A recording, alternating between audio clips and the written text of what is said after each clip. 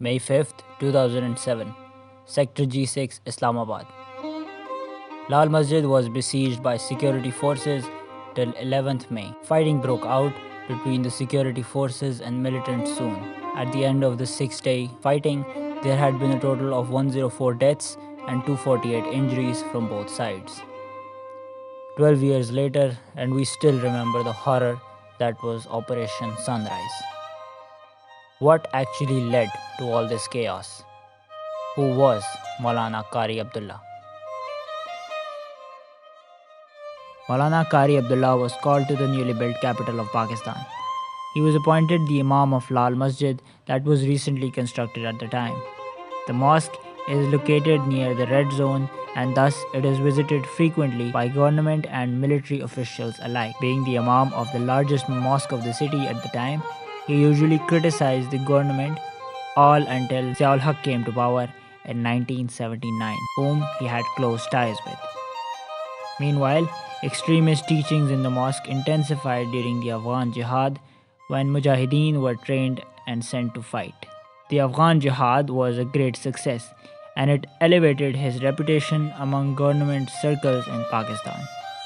He also formed ties with the Taliban leader Mullah Umar and the Al-Qaeda leader Bin Laden. Jamia Hafsa was founded in 1992. Things were going well for Maulana Qari Abdullah.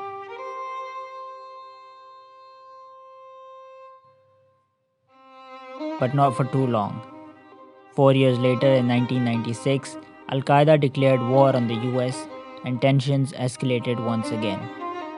Another 2 years later, on return from Afghanistan, Qari Abdullah was killed in Islamabad in broad daylight.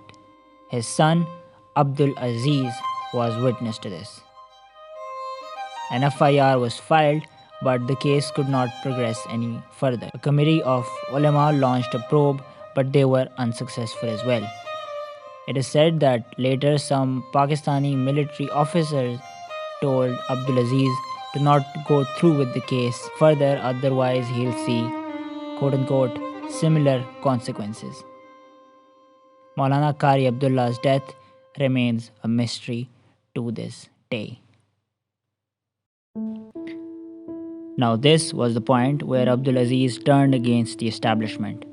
He took over the mosque and also continued to have ties with the Taliban like his father. Pakistan too at the time was in support of the Taliban until the US invaded Afghanistan. Pakistani military government had no options but to switch sides at that point. The Lal Masjid authorities openly condemned Musharraf and opposed Pakistani security forces. The mosque became a source for speeches calling for the assassination of General Pervez Musharraf, where one of these speeches was delivered by world-renowned terrorist Masood Azhar. Musharraf survived numerous assassination attempts in the coming years. Meanwhile, Abdulaziz kept demanding for nationwide Sharia law, and on April 6, 2006, he formed a parallel Sharia court. Jamia Hafsa, the women's seminary, had the infamous Burqa Brigade that launched attacks on alleged brothels and people, quote-unquote, not living according to Sharia. Musharraf had it by now and was threatening action against them. Finally, on May 5, 2007, Operation Sunrise was launched and it went on for 1 week and 1 day. Gunshots, blood, chaos. The heart of Islamabad turned into a battleground. 104 dead, 248 injured, and a scorn to Sector G6 for years to come.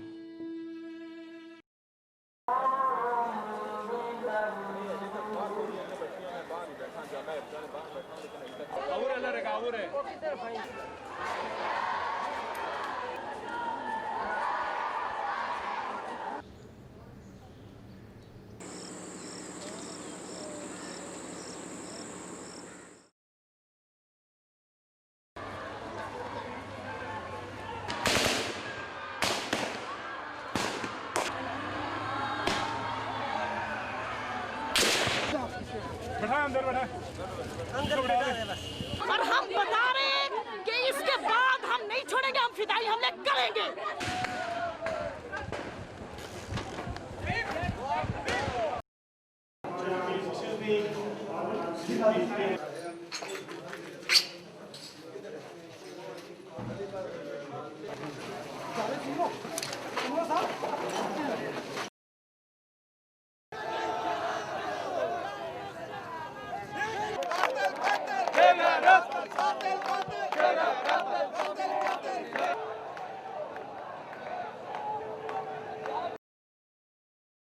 मैं इसलिए कहूँगी गलत हुआ कि मैं खुद, हम भी मुसलमान हैं, आप भी मुसलमान हैं। मुसलमान के हैसियत से एक मुसलमान का कत्ल और दूसरे मुसलमान से गलत है। मुसलमान होने के नाते ये चीज़ गलत है।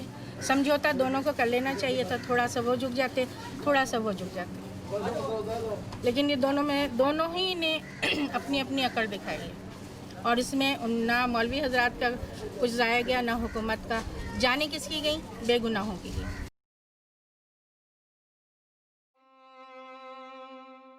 Now let's rewind. July 2005, the Pakistani security forces tried to raid the mosque in order to investigate a link between the seminary and one of the suicide bombers. Security personnel were halted by baton-wielding women who refused to let them enter the mosque or the seminary compound.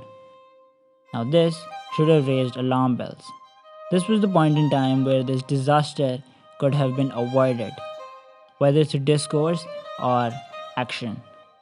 I say this because this was 2005 and the war in Waziristan was just starting to boil up. The blowback that came 2 years later in 2007 would have been far low in 2005. Just a year earlier, tensions had just begun between the foreign fighters and the military. The tribals had not been thoroughly involved in the fighting as of now. Post 2007, suicide attacks were said to have increased tenfold and killed thousands of people in the coming year. Unfortunately, the authorities turned a blind eye to this as well.